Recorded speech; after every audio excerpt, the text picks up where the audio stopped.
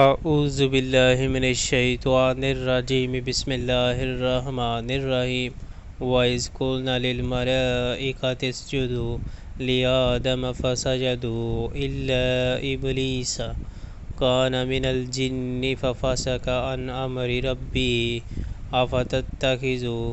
أَفَتَتَّخِذُونَهُ وَذُرِّيَّتَهُ أَوْلِيَاءَ مِنْ دُونِي وَهُمْ لَكُمْ عَدُوٌّ بِئْسَ لِلظَّالِمِينَ بَدَلًا۔ یاد کرو جب ہم نے فرشتوں سے کہا کہ آدم علیہ السلام کو سجدہ کرو تو انہوں نے سجدہ کیا مگر ابلیس نے نہ کیا، وہ جنوں میں سے تھا، اس لیے اپنے رب کے حکم کی اطاعت سے نکل گیا۔ اب کیا تم مجھے چھوڑ کر اس کو اور اس کی ذریت کو اپنا سرپرست بناتے ہو، حالانکہ وہ تمہارے دشمن ہیں۔ بڑا ہی برا بدل ہے جسے ظالم لوگ اختیار کر رہے ہیں۔